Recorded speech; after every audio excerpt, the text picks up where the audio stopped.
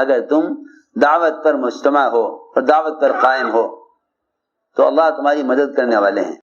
ان تنصروا اللہ ینصرکم ویثبت اقدامکم.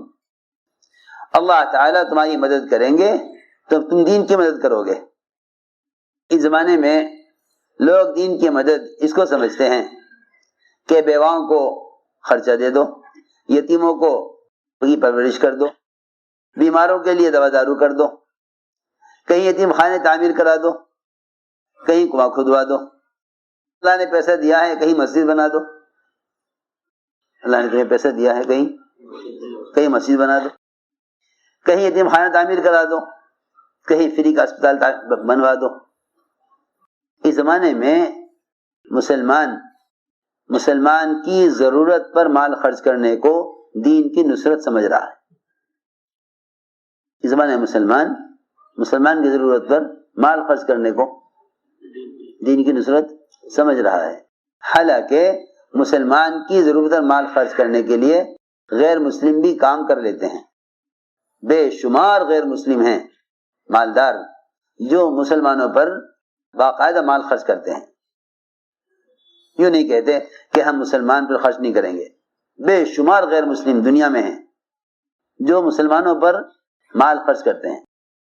تو اگر مسلمان پر مال خرچ کرنا ہی دین کی نصرت ہے تو کیا غیر مسلم بھی دین کی نصرت کرے گا؟ کہ نہیں، غیر مسلم دین کی نصرت نہیں کرے گا. غیر مسلم مسلمان کی مدد کر سکتا ہے، غیر مسلم مسلمان کی مدد کر سکتا ہے، لیکن غیر مسلم اسلام کی مدد نہیں کرے گا.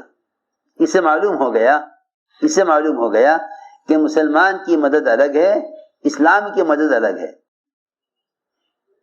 مسلمان کی مدد الگ چیز ہے، اسلام کی مدد الگ چیز ہے. مسلمان کی مدد الگ چیز ہے، اسلام کی مدد الگ چیز ہے. اسلام کی مدد یہ ہے کہ اللہ کے بندے اللہ کے دین میں داخل ہوں. یہ اسلام کی مدد ہے. میری بات تو جو سننی پڑے گی بہت. آدمی سوچتا ہے کہ اگر میں نے اللہ کے راستے کی نقل و حرکت پر اور خود مال خرچ نہیں کیا تو کیا بات ہے. بیواؤں پر، یتیموں پر، مسکینوں پر اور خیر کے کام پر مال خرچ کرنا، یہ بھی تو دین کی نصرت ہے. اس پر مال خرچ کرنا کہ اللہ کے بندے اللہ کے دین پر آ جائیں. اس پر مال خرچ کرنا اللہ کے بندے اللہ کے دین پر آ جائیں. اس کا رخ نہیں ہے. تو میں نے عرض کیا اللہ تعالیٰ کی مدد سے کام ہوگا، اور اللہ تعالیٰ کی جو نصرت ہے وہ دین کی نصرت کے ساتھ ہے. دین کی نصرت یہ ہے کہ تم ایک ایک کو دعوت دے کر اللہ کے فرائض کی طرف لاؤ. اللہ کے فرائض کی طرف لاؤ. ایک ایک امتی کو اللہ کے فرائض کی طرف لاؤ. یہ دین کی نصرت ہے، یہ اسلام کی نصرت ہے، یہ اسلام کی نصرت ہے. ایک ایک کو دعوت دے کر اسلام کی طرف لاؤ، ایک ایک کو دعوت دے کر اللہ کے فرائض کی ادائیگی پر لاؤ. یہ اسلام کی نصرت ہے.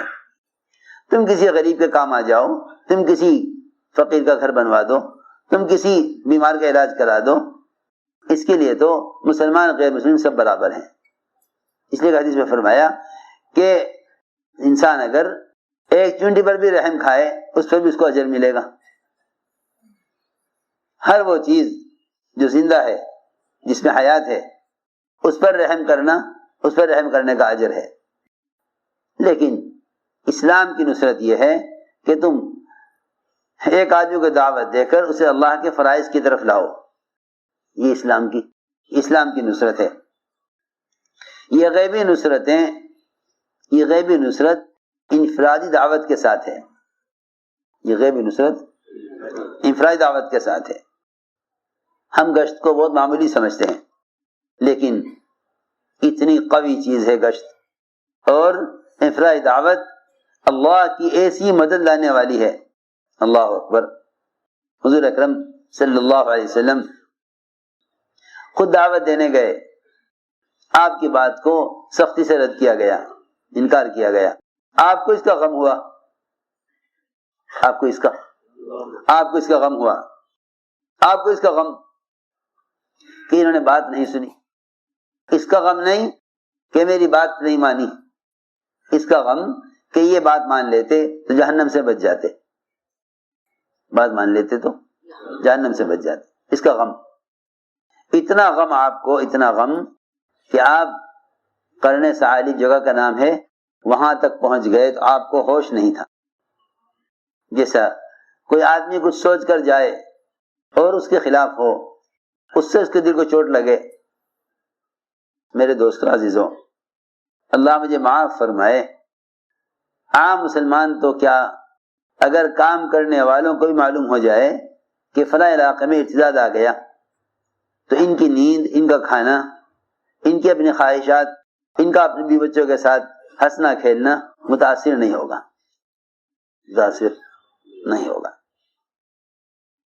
اگر معلوم ہو جائے فلاں ملک میں ارتداد آ گیا، ہندوستان کے فلاں علاقے میں ارتداد آ گیا، ہماری مسجد کے سارے آدمی جمع ہو کر اس طرف نکلیں گے نہیں، اس طرف نکلیں گے نہیں، اس لیے کہ دین کے نقصان کا غم، دین کے نقصان کا غم دلوں سے ختم ہو گیا۔ پڑوسی کی دکان جل جائے، آپ تسلی کے لیے جانا اپنا فرض سمجھیں گے۔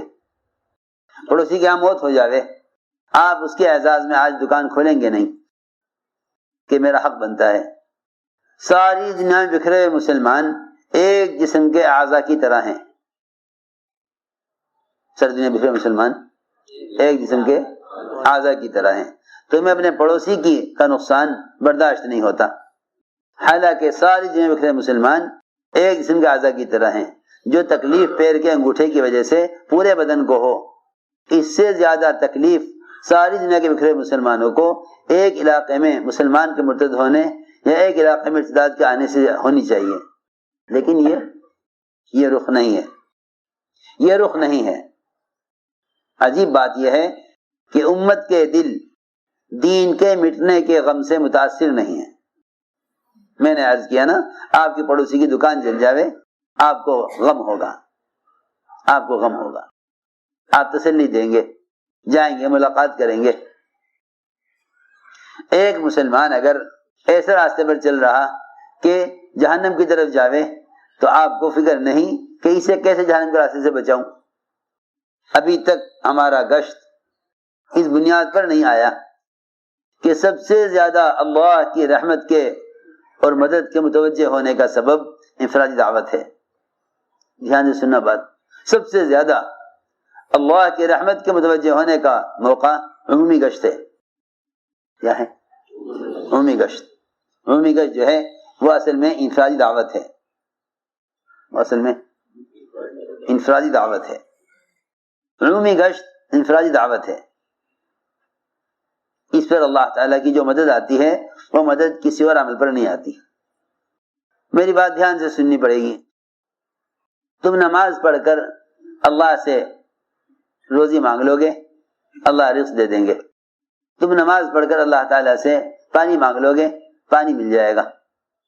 عبادات پر انفرادی ضروریات پوری ہو سکتی ہیں۔ میری بات توجہ سننی پڑے گی بہت جاگ کر۔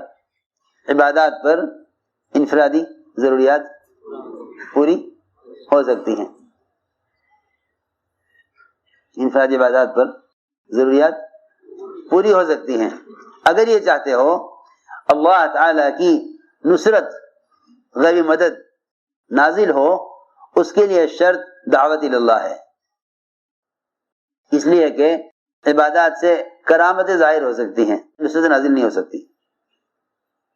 اگر آپ کی نماز سے، آپ کی نماز پر اللہ کی طرف سے کھانا اتر آوے، پانی نہ ہو، زمین سے پانی ابل آوے، تو یہ کوئی بڑی بات نہیں ہے، یہ کوئی بڑی بات نہیں ہے۔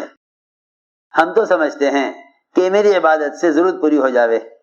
انبیاء علیہ السلام نے ضرورت کو قربان کر کے دعوت کو زندہ کیا، ضرورت کو قربان کر کے دعوت کو زندہ کیا۔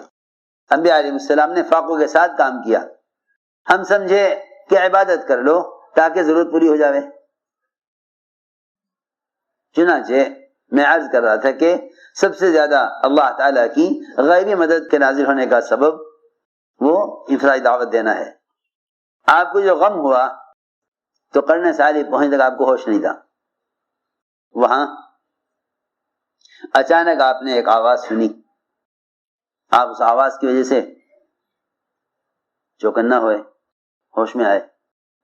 حضرت جبرائیل حاضر ہوئے. یہ ان کے اترنے کا دھماکہ تھا, آواز تھی. تو توجہ ہے, فرمایا کیا ہے کہ جبرائیل اللہ تعالیٰ نے مجھے بھیجا ہے, میرے ساتھ پہاڑوں کا فرشتہ ہے, میرے ساتھ پہاڑوں کا فرشتہ ہے, جس کے ذمے نثار ہے پہاڑوں کا نظام جس کے ہاتھ میں ہے. اور اللہ نے آپ کی بات بھی سن لی, آپ کی قوم کا جواب بھی سن لیا.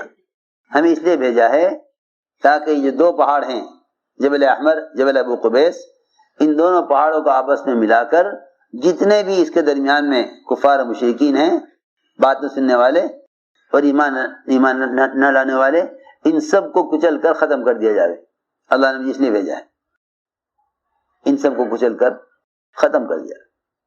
اتنی بڑی مدد, اتنی بڑی مدد کہ جو آپ کے کام میں رکاوٹ بن رہے ہیں ہم ان کو کچل کر ختم کر دیں. آپ نہیں, میں یہ نہیں چاہتا, میں یہ نہیں چاہتا.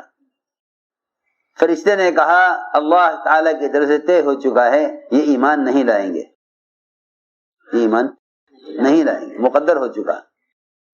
آپ نے فرمایا اگر یہ بات طے ہو چکی ہے کہ ایمان نہیں لائیں گے, تب بھی میں نہیں چاہتا کہ ان کو ہلاک کیا جائے.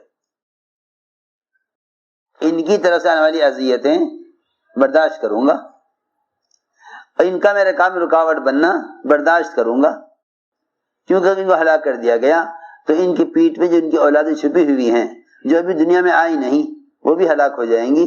میں تو ان کے پشتوں سے ان کی اولادوں کے آنے کا انتظار کروں گا, پھر ان کو دعوت دوں گا, پھر وہ اسلام میں داخل ہوں. یہ ہوتی ہے نبی کی سوچ. ایک تو دعوت میں نبی کی وسعت قلبی کو دیکھو کہ آپ صلی اللہ علیہ وسلم کسی انسان کا درجہ اس سے کم سمجھتے نہیں تھے کہ آپ اس کو دعوت دیں. آپ اس کو دعوت دیں, کسی انسان کا درجہ اس سے کم نہیں سمجھتے تھے کہ آپ اس کو دعوت دیں. دوسری بات یہ ہے کہ اللہ کی طرف سے اتنی بڑی مدد, اللہ کی طرف سے اتنی بڑی مدد. تو میں نے عرض کیا کہ انفرادی دعوت یہ اللہ تعالیٰ کی طرف سے بڑی مدد کا ذریعہ ہے, اللہ کی طرف سے بڑی مدد کا ذریعہ ہے. حضور اکرم صلی اللہ علیہ وسلم ایک سفر میں تھے, صحابہ آپ کے ساتھ تھے.